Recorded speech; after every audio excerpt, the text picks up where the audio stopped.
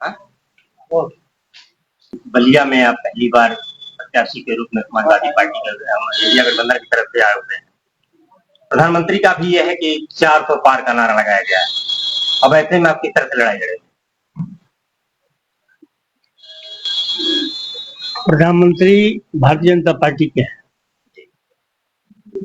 उन्होंने जो 10 वर्ष में काम किया है वो कहीं से नहीं लगता है कोई देश के प्रधानमंत्री।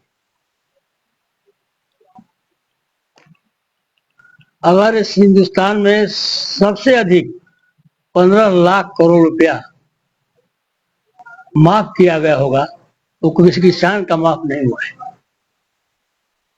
वो उन लोग लेकर के गए हैं या उनका माफ हुआ है जो हिंदुस्तान के कुछ चिने गुने लोग हैं जिन्होंने आपके पैसों पर ऐसो आराम कर रहे हैं। भारतीय जनता पार्टी की बात करते हैं, भारतीय जनता पार्टी के प्रधानमंत्री की बात करते हैं। 2014 में जब आए थे तो किसानों की आमदनी के दो गुना करने के प्रश्न पर आए थे। हर साल जो है 2 करोड़ नौकरी के सवाल पर आए थे। हिंदुस्तान का जो काला धन बाहर पड़ा हुआ है उसको हिंदुस्तान में लाने के नाम पर आए थे और किसानों को उपज का 2 गुना मूल्य दिलाने के नाम पर। 10 वर्ष का समय बीत गया, न किसानों की आय दोगुनी हुई, न देश का काला धन हिंदुस्तान में आकर बटा, और न रोजगार, नौजवानों को रोजगार मिलने की बात। अब पूरा हिंदुस्तान जो है इनके जो है जुमले में आने वाला नहीं। अब पूरे हिंदुस्तान के लोग जग चुके हैं। अगड़ा हो, पिछड़ा हो, दलित हो, किसी समुदाय से आता है उसको रोजगार चाहिए और किसानों को अपने फसल की जो है दामों की गारंटी चाहिए।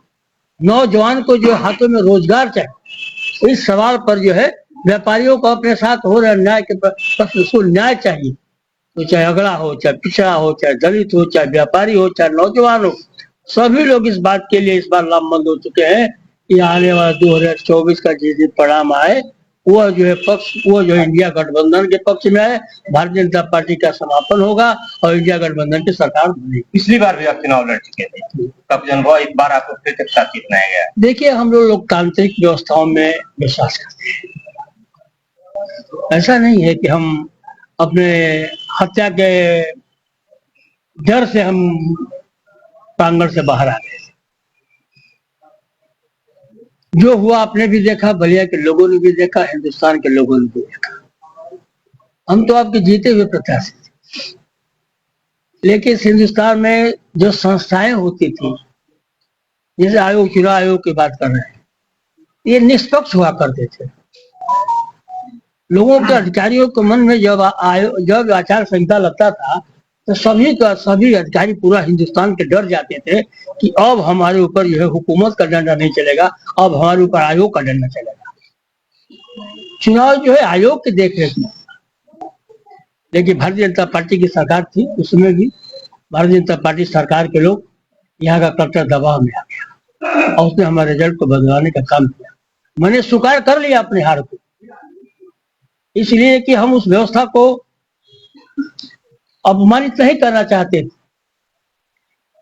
लोकतांत्रिक प्रणाली जो हमारी है उसमें हम आयोग को जो है चुनौती नहीं देना चाहते थे, इसलिए कि आयोग का जो है विश्वास जनता में कम हो जाएगा।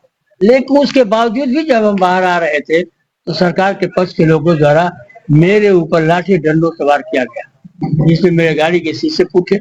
आप लोगों ने अपने आंख से देखने का काम। अब इस बार कह रहे उस बार ऐसा हुआ था, इस बार क्या होगा?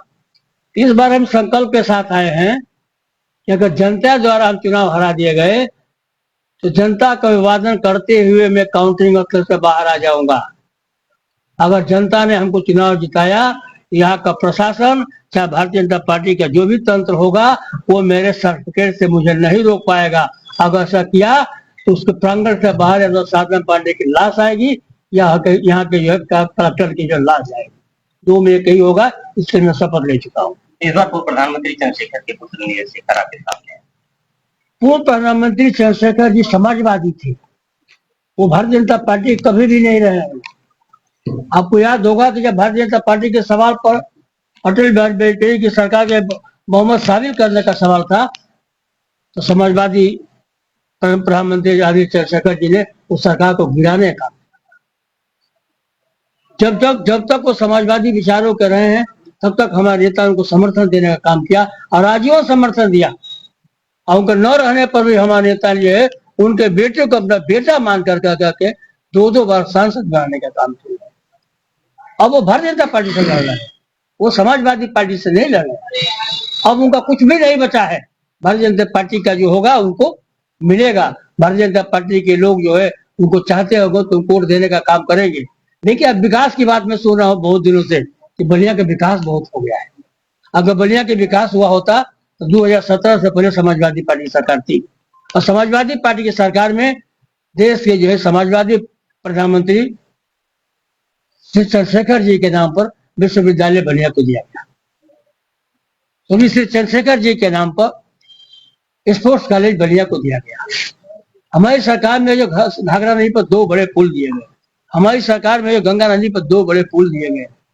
उन 2019 तक आदरणीय नीरज शेखर जी समाजवादी पार्टी के सांसद थे और 2019 से लेकर के 2024 तक वो अभी भारतीय जनता पार्टी के राज्यसभा सदस्य हैं। क्योंकि प्रदेश में भी सरकार है और केंद्र में भी सरकार है। अब वो क्या चाहते हैं और कौन सी ताकत चाहते हैं कि बलिया का विकास करने की बात कर रहे हैं। उनके बस का जो है न बलिया है और न बलिया का विकास है और न राजनीति है।